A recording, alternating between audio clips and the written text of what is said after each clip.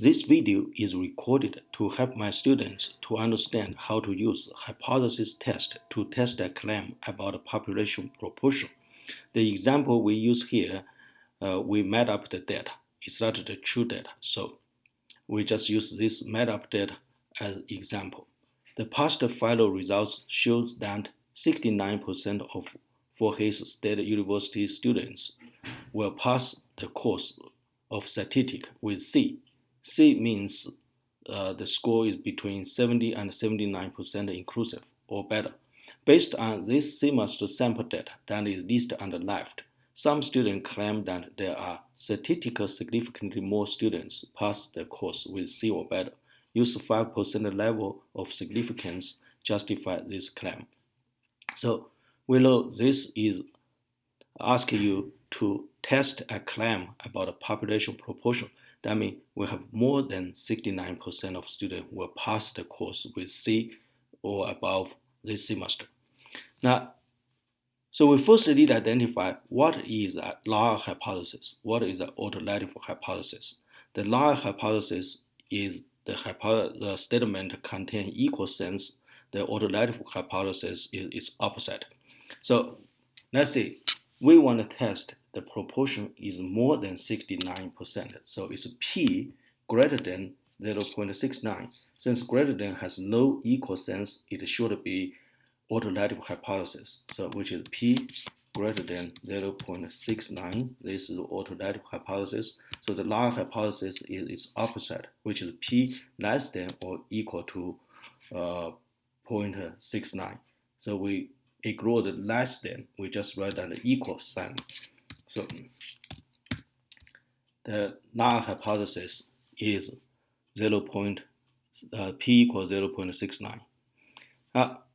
So we know the alternative hypothesis is greater than, so we will use is one-tailed test, and use right tail. So the right tail, we will say you either calculate p-value. If the p-value is less than this significance level on the right tail, then you will reject the null hypothesis. Otherwise, you fail to reject the null hypothesis. Or you calculate the sample statistic, compare it with the critical value. What is the critical value? Critical value is the z-score that make this right tail area is equal this 5% significance level. So if your sample test statistic is greater than this z-score, this critical value, which means you fall into the rejected region, which means you will reject the null hypothesis. Otherwise, you fail to reject the null hypothesis. The formula to calculate the sample test statistic is use this formula. The z equal p hat minus p over square root of pq over n, where p hat is a proportion from the sample. P is 0.69 in this case, is the proportion you want, you claim about, like a greater than this proportion, so this p. Q is 1 minus p, n is the sample size. So in order to calculate z, we need to know p hat and n. So the alpha is significance level 0.05. X is how many of students got a C or above. So we will use count if to count it. Count if, so we from B5, which is your data, go down to, let's see, which is B54.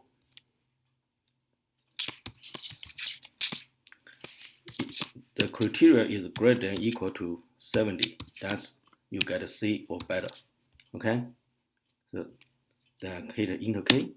So I have 40 students. Right? Then my N, you can either count or you just look at this A column. You have 50 students.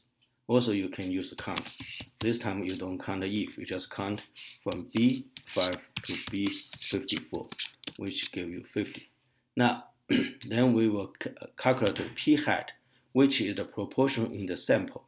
This will equal x over n, which is F18 over F19. That's give you 80%.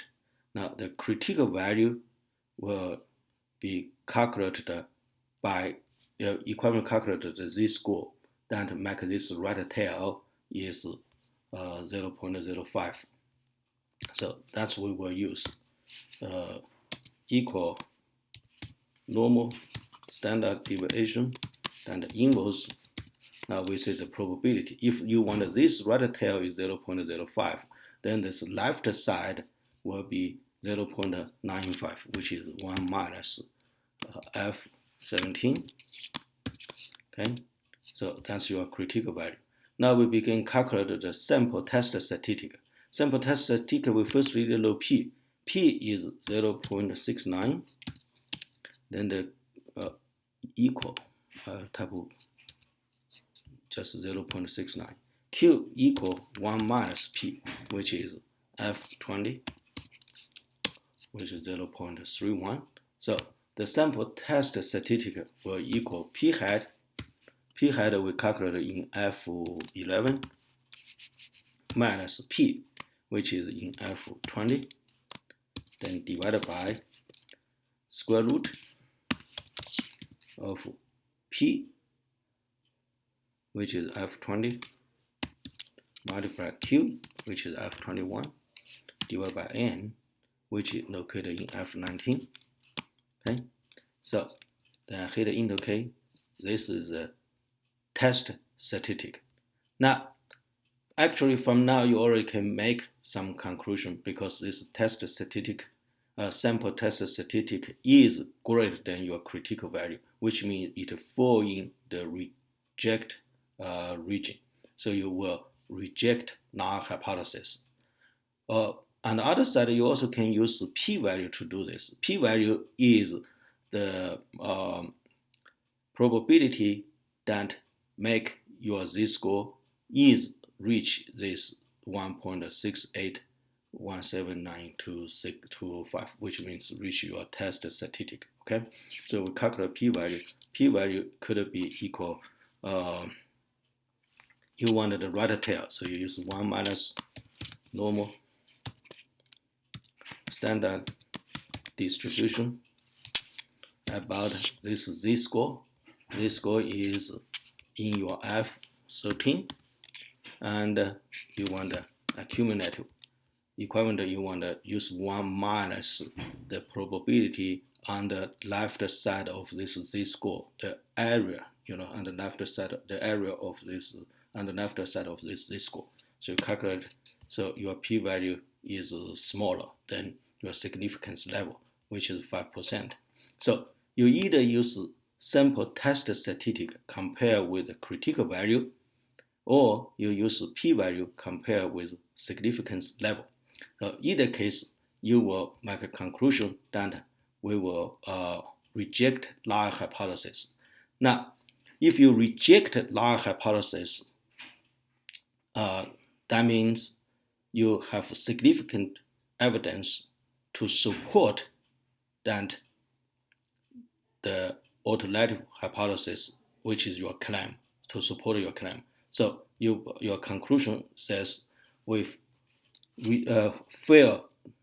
reject the null hypothesis since it's small p-value, or you say large test statistic, which means is greater than critical value.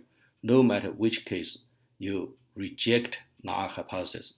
One way to remember this is just say small p-value reject null hypothesis.